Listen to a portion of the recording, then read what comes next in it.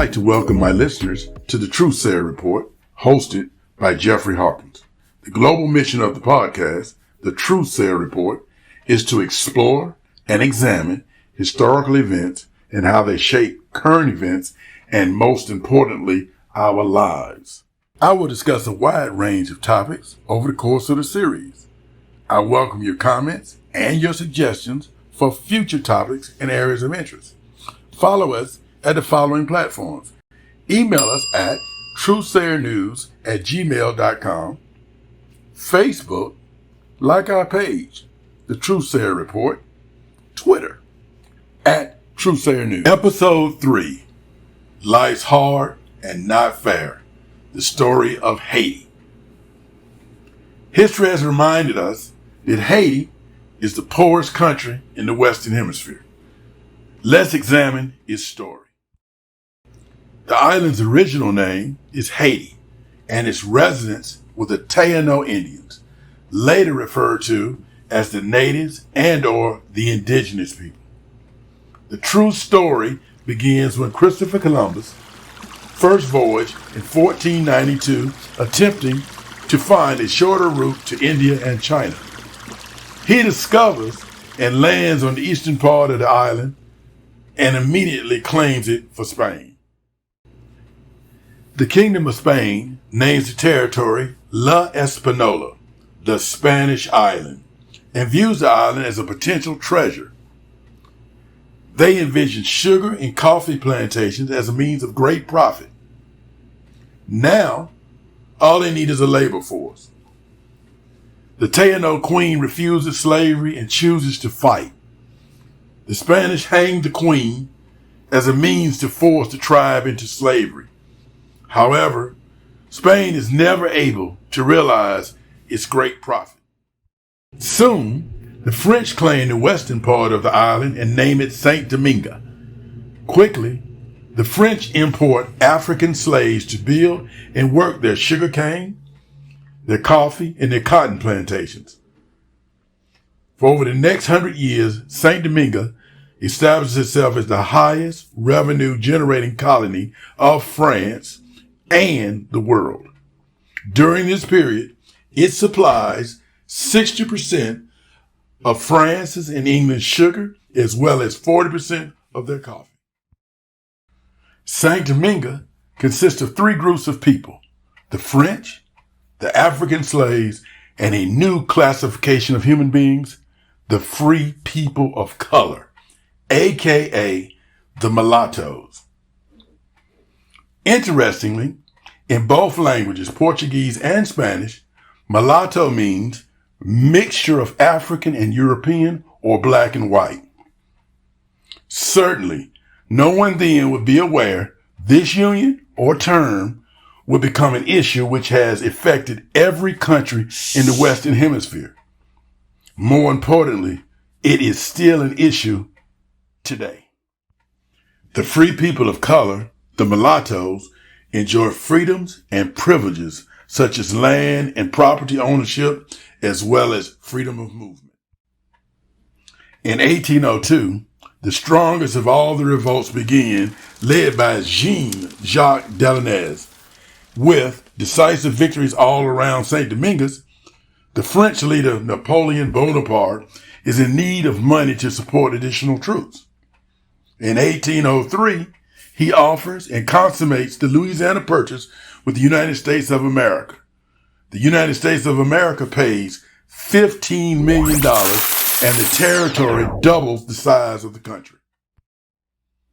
In 1804, when it becomes apparent that France will lose the revolution, Napoleon calls all the French troops back to France and sends word to the remaining French and free people of color to flee to the once French territory of Louisiana in North America.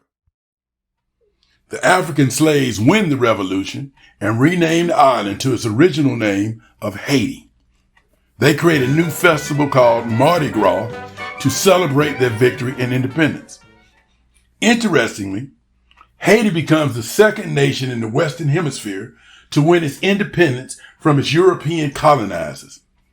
Ironically, the United States of America is first.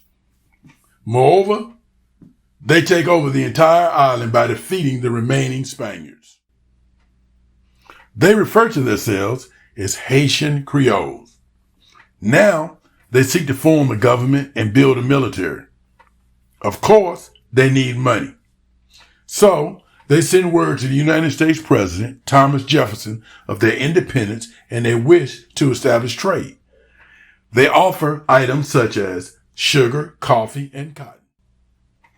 Immediately, President Jefferson refuses to recognize their sovereignty and rejects their offer of trade relations.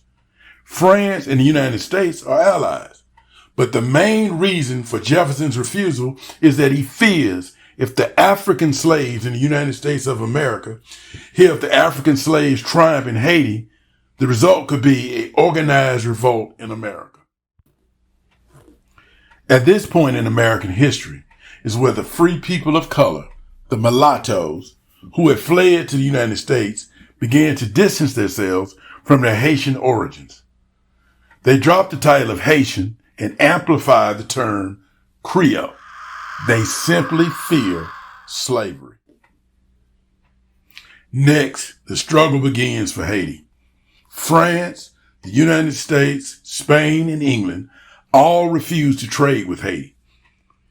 The Haitians have no means to generate revenue to fund the government or military. Poverty begins their future. Now, France, with the support of English ships and the approval of the United States of America, put forth a naval blockade and mandate reparations from the Haitians. Remember, France, the United States, Spain, and England are deeply immersed in colonization and slavery. The message must be sent that any colony who revolts will only know poverty and devastation.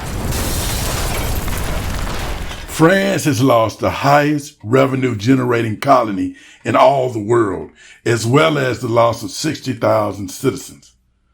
Over the next several decades, Haiti is forced to pay what is believed to be the sum of $1 billion in reparations. Next, the Spanish convinced the remaining Taínos to join them in the revolution against the Haitians. Haiti is a poor and weak country with no military. The revolution is quickly won by the Spanish. They take 5/8 of the island and create a new country. They name it the Dominican Republic. When the people of Haiti think it can't get worse, it does. In 1915, the United States invades the country and occupies until 1934. They rob the country of any deemed valuable minerals or material goods. Even after the United States leaves, they and France continue to manipulate Haiti. In 1937, the president of the Dominican Republic, Rafael Chichulu, wants the Dominican Republic to be seen as a European nation and to become the Caribbean vacation destination and playground for the European rich. So he orders the massacre of all Haitians living in the Dominican Republic and what became to be known as the Parsley Massacre. It is estimated that up to 30,000 Haitians were killed. The method of butchery was the use of machetes and clubs, where many were driven into the sea to drown or to be eaten by sharks. Haiti is in shambles, and after several weak presidents failed in leadership, in 1956, with the support of France and the United States, Francois Papadoc Duvalier becomes the president. For the next 30 years, he and his son, Jean-Claude Baby Doc Duvalier, will rule the country with an iron fist. Papa Doc Duvalier takes a chapter from the world's most notorious dictator's playbook and creates a secret police known as the Tom Tom Macours, aka the Voodoo Monster. They enforce their rule of terror by employing tactics such as intimidations, beatings, rapes, and political murders, It is estimated that up to 30,000 citizens were killed during the Duvalier regime. Sadly, Haiti has suffered tremendously due to a number of reasons, but the 30-year reign of the Duvaliers has proven to be the most stable in the country's history. A lingering issue for Haiti, which dates back to the period of colonization and slavery, is the mulatto. The separate and unequal treatment of slaves and free people of color planted the seeds of resentment and discourse for the people of Haiti. Even though Haiti's original leaders, such as Toussaint Louverture and Dessalines, were mostly mulattoes, they never respected nor saw their darker-skinned compatriots as equals. As Haiti attempted to develop as a country, greater access and economic opportunities were always afforded to the mulatto citizens. The continued discord caused Haiti to remain weak. A house divided will not stand. Papa Doc Duvalier rise to power was fueled by his pull and his promise to the Haitian people that the darker skin would finally receive equality in his presidency. A significant factor in the demise of Jean-Claude Baby Doc Duvalier's reign was his marriage to a mulatto, Michelle. She forced her mother-in-law out of the royal palace because of their disputes about skin color. She infuriated the Haitian people when it was discovered she had a room customized in the palace with mirrors and kept at a temperature of 40 degrees year-round in order that she could wear her estimated amount of 30 mink, fur coats, jackets, and of course, matching hats.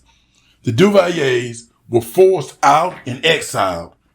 Not surprisingly, they were welcomed in France. The issue of the mulatto, and now the more politically correct terms, mixed race and or biracial, have persisted to this day. Obviously, in the United States, slavery created similar issues which have not been resolved. But now we are learning of this monster in the Hispanic countries and communities. Our neighbor to the south, Mexico, has attempted to keep it under the rug. Unfortunately, skin color is a major issue there as well. Ironically, Mexico's greatest general and president, Vicente Guerrero, who led the Mexican Revolution and victory to independence from Spain, was a mulatto. To this day, the United States will not accept Haitian refugees, its boat people. The policy is that they are fleeing economic circumstances, not political ones. However, the policy is different for Cuban refugees. Unfortunately, before and after the Duvaliers, Haiti remains in poverty, devastation, economic and political turmoil. Again, foreign entities and interests keep the country in a state of perpetual sadness. Let's turn to the gifts Haiti has given to the world. The festival of Mardi Gras, its pageantry, its colorfulness, its joy. Her dishes, gumbo, etouffee, béarnaise, jambalaya, the list goes on. But most of all, her spirit and determination to reach her rightful place as a wealthy nation. Well, in the final analysis, Haiti is the poorest country in the Western Hemisphere. But now, you know why. Thank you for listening to the TRUTHSAYER Report. Life's hard and it's not fair. The story of Haiti. Hosted by Jeffrey Hawkins. I like to end my podcast with a quote by a great American poet, Maya Angelou. When a person shows you who they are, believe them. Speak to you soon.